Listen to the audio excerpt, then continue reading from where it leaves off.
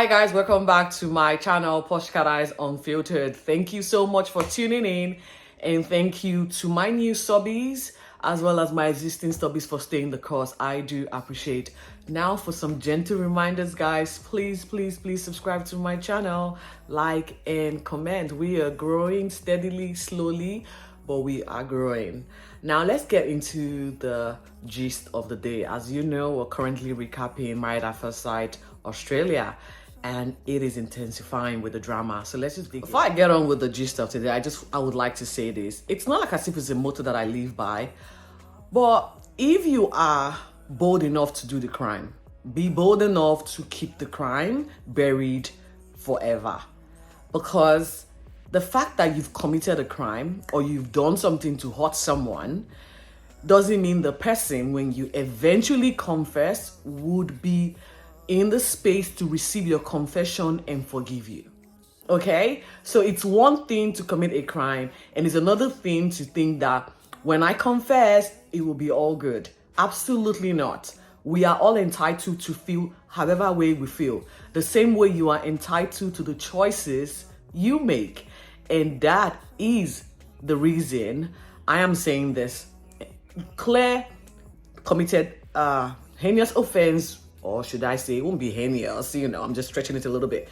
She cheated on her partner, and expecting her partner to receive that news and say, okay, it's okay, and let's talk about it. Absolutely not. And in the same vein, Adam cheated on his partner, and expecting his partner to receive the news and have a chat about it in a means or in a way to move past it. Absolutely not. These two people are hot, and rightly so. They should do whatever they need to do to feel better about themselves. Because right now, when you consider the fact that someone that you've only been with for a few weeks, cheated on you, it takes down a little bit of your self-esteem and worthless, and makes you feel worthless. And that's exactly where these two guys are. And expecting them to move past this is a joke of the century. So we'll dig into episode 15's commentary. Now, the show kicks off from where it ended last night, with Claire and Jesse having to have that sit down where she revealed all to him about what happened the night they all went out. Now, Jesse had an inclination, he knew all this while, but then was gaslighted into thinking he's a jealous a lover and a little bit insecure. And this was publicly done whilst they were having their first commitment ceremony. He did move on thinking, yeah, it's my fault, and apologized profusely for his action. And now it's like a slap to his face, finding out that his partner actually did what he thought she did. So reeling from this revelation, he walked into the reception. Now, well, in a wedding, guys, but at this point, what wedding? What wedding? The wedding is insignificant because there's so much drama to unpack here. He walked back in, he was very emotional, spoke to Harrison, who rallied around him, supported him, comforted him. That wasn't enough. He, we could see on his interview, or his personal, he was shattered, emotionally shattered. And and that's the thing. The guy is I actually felt they are actors, but this particular episode is making me think otherwise. I don't know.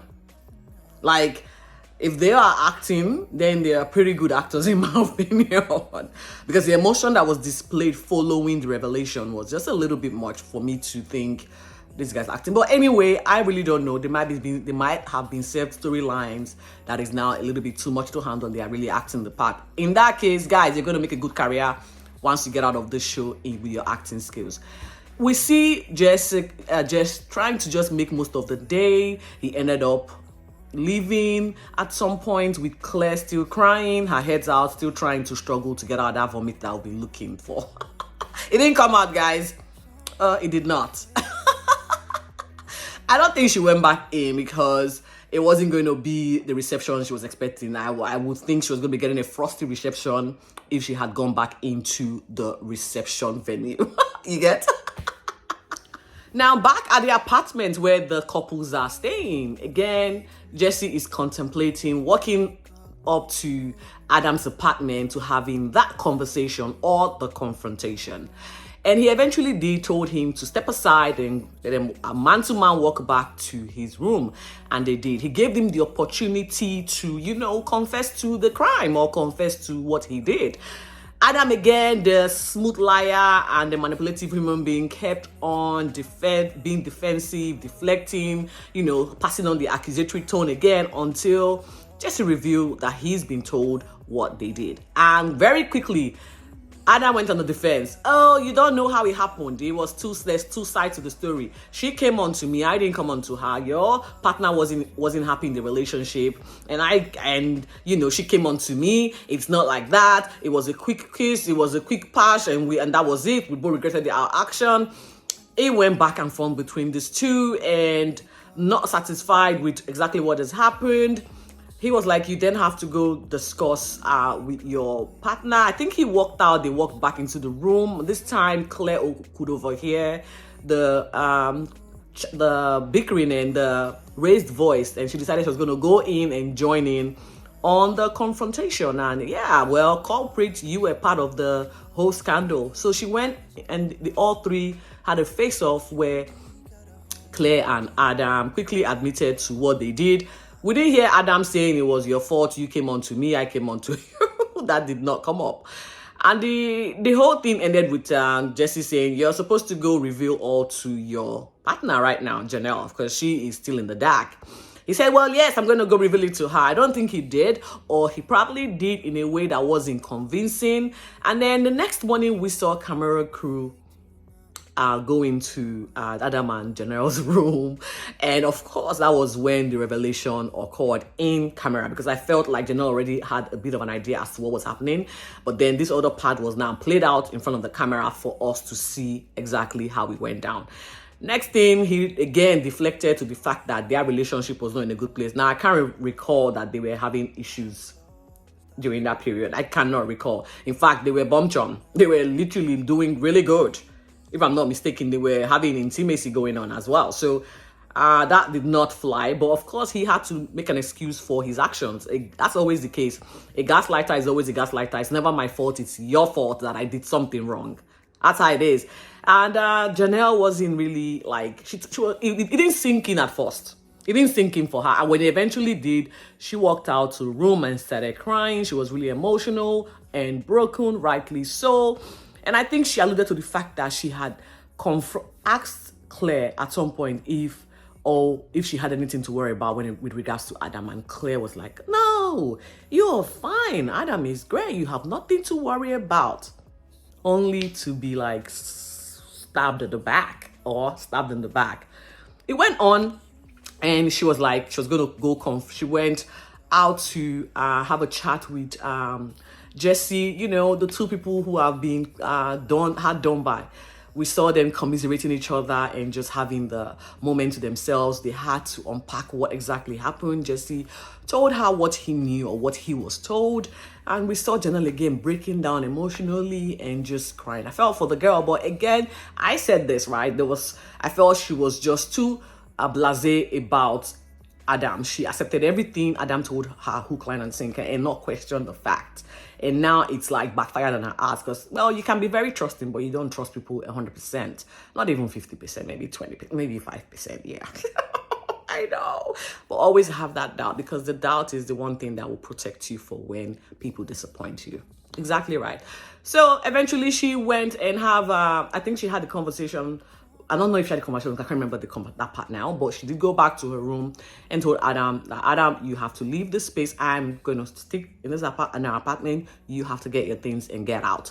And she was like, we don't have anything to say to each other. And we then saw Claire, you know, the remorse. She's always remorseful but never ever having to be accountable for her action. But remorseful regardless. I've done something, I'm owning up to it, please. Yeah, that's me being the bigger person. BS. BS. The next morning, you know, Adam is waking up by himself, still trying to take some ownership, but not quite.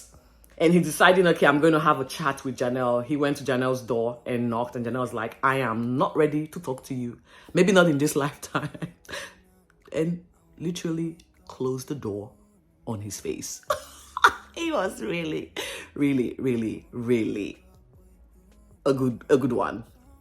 Claire, on the other hand, decided to go try and have a chat with Jesse, and Jesse's like, I'm not in a place to talk to you. We're done. You know, this is the end. Like, we're not coming back from here. There's no coming back from here. Good on you, Adam. Claire, take your L and go. Exactly.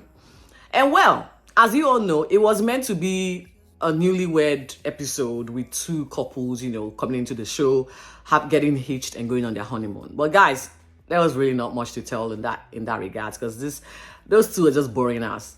Now we touch base with the newlyweds, okay? Evelyn and Rupert. They are somewhere in New South Wales. I remember, I think whatever Mooneystock or something, having their honeymoon. And I thought honeymoon Melissa was gone with the whole sexual innuendos, but Evelyn is going to continue from where Melissa left off.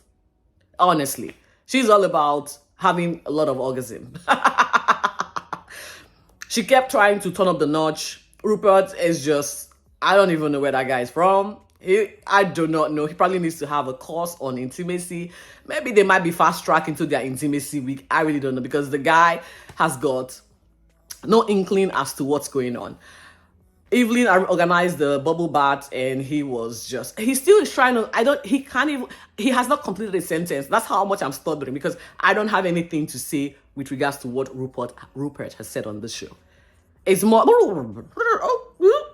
I'm like, what is going on? Speak up. It can't be that bad. You can't be that overwhelmed, right? I don't know. It's just a little bit weird.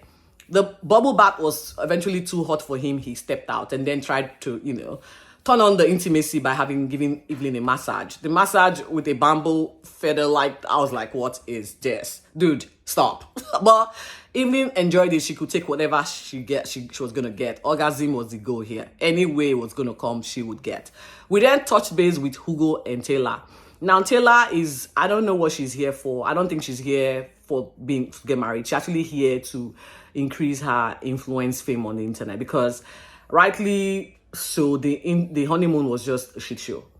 The first argument was about who's going to sleep on the bed, who's going to sleep on where, and she's very rude. I'm like already getting irritated by her appearance on the show. Very, very rude, very standoffish, very inappropriate. I ordered Hugo to sleep on the couch, and a match showdown with a croquet game eventually said they were going to be betting on who was going to take the bed, not knowing who was going to take the bed for the entire experience. Of course, Taylor won the croquet game and said Hugo will be sleeping on the couch all through their stint on the experiment. Now, well, Hugo, don't even think about it. You can get another apartment if you wish once you guys leave the honeymoon stay, because their honeymoon somewhere in Yarra Valley in Victoria. There was really no more. They tried to get back to the swing of things with a dinner date, but then again, Taylor is just here making all the demanding, controlling. It was just uncomfortable to watch, and I was like tuned out. I didn't even want a bar of this. And Evelyn, on the other hand, they had the honeymoon box, and again, the sexual innuendos question popped up, and she told us, yes, I want to have so many orgasms till, in fact, I comatose with orgasm. I don't know how Rupert is going to be able to manage it, because this dude doesn't seem like he can even make a full sentence, let alone please a chick. Well, I don't know. I didn't say that, guys. I did not. I can't wait to unpack this part of this, because I just don't want to see another Josh situation happening here. I do not want to. In fact, my mental health is at stake. So the night ended with Janelle gathering her minions, telling them, well, girls, you need to stand up for the troop. We are about to go into a showdown. The dinner party is where we get our justice, girl. We are going to make sure we declare war on Adam and Claire. I need your support. I need your total support, girls. And true to form, Melinda and Tani was like, yes, Janelle, we got your back. They are such dogs. We got your back. We're going to support you.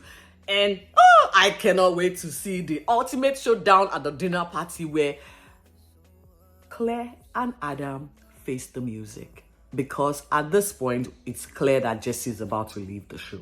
Now, is he going to leave during the commitment ceremony or at tonight's dinner party?